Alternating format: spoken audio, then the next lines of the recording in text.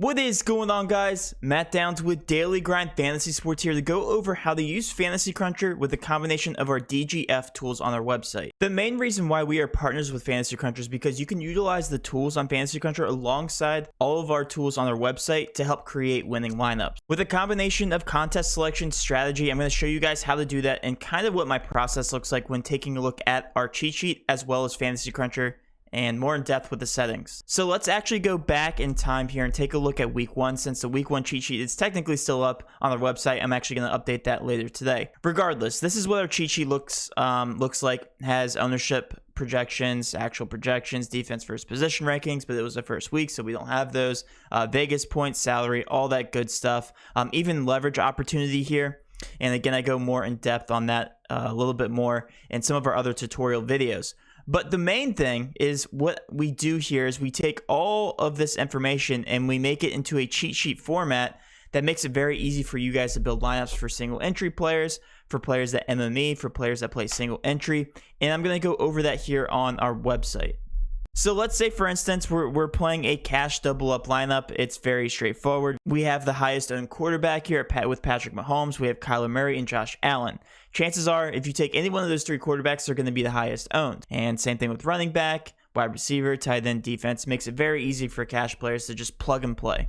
But you guys know I'm not a cash player, so we're going to be talking about our GPP stacks and how to utilize these percentages in small, medium, and big GPPs. As you can see, Arizona was the highest owned projected stack on the slate, which means Kyler Murray, D-Hop, Christian Kirk, Moore, all those guys should have been in a small GPP, at least correlated in some sort of stack. So Arizona, Kansas City, Philly was also up there, Hurts and Devontae Smith, and then Atlanta, Matt Ryan, Calvin Ridley, Kyle Pitts. You guys get the drill. Going down the medium, we have Buffalo, Washington, Tennessee, Seattle, and again, we put the projected ownership of those actual stacks right next to their names. We also have Cincinnati, Jacksonville, Green Bay. The list goes on and on and on.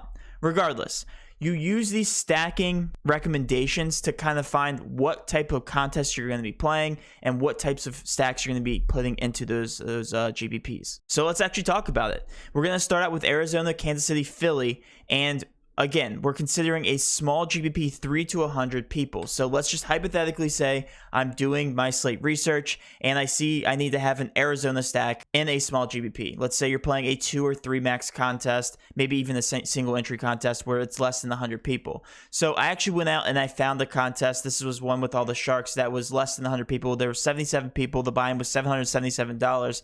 And let's now go and build a lineup for that contest. If I'm personally in that contest, I'm starting out with an Arizona stack. So let's actually talk about what that would look like. Now, I also forced these advanced stacks.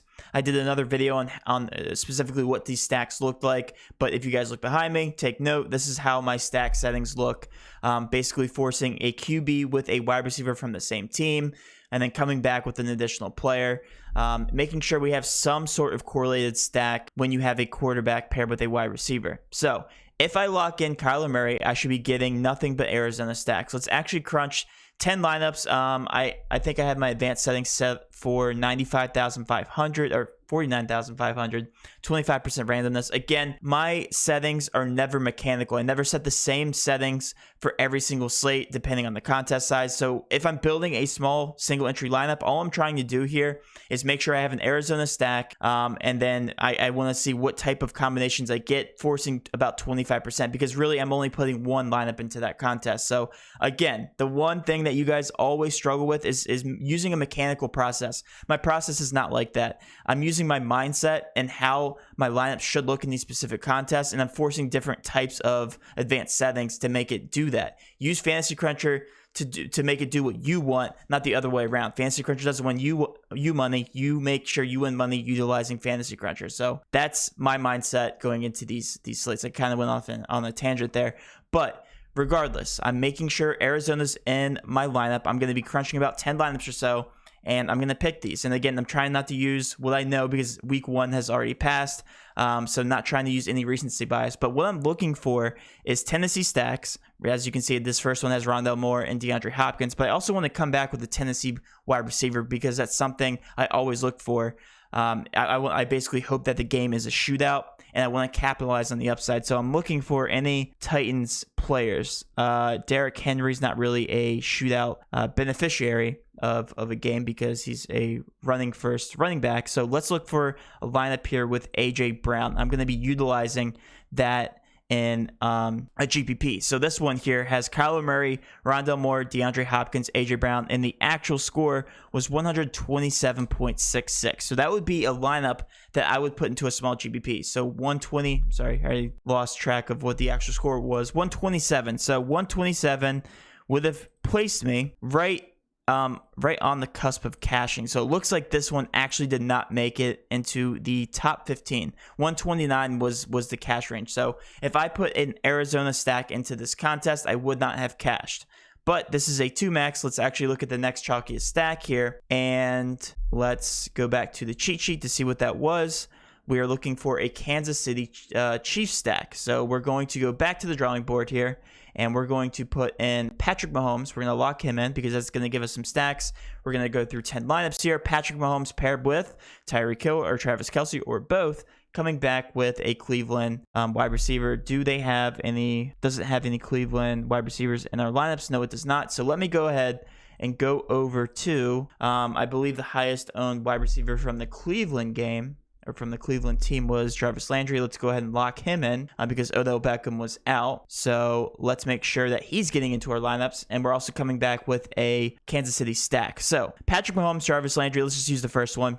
This one ended with 167.08. All right, so let's go back and see where that would have placed us. 167. All right, that would have placed us second in a small GBP, which we would have finished with $7,000. So the buy-in was $777. We'll call this about $1,800 in fees, and we would have won $7,000 in that small GBP. Looks pretty good to me. So that would have been my strategy for a smaller GBP, and then my process would have been something very similar as follows for medium GPPs. Let's actually move on. So for medium GPPs, as you can see, we have Buffalo, Washington, Tennessee, and Seattle. And I'll go ahead and throw Philly and Atlanta up into my medium-sized GPPs because I didn't have exposure to them in small GPPs. So let's just go back and make sure that we only have these teams and stacks. And one way you can do that is if you head over to the advanced tabs, and I just jumped forward and I did this for you guys, is that since I already know I'm getting 3 players from each team, I'm making sure that Atlanta, Philly, Tennessee, Seattle, Washington are the only teams that I'm going to get 3-man stacks for, okay?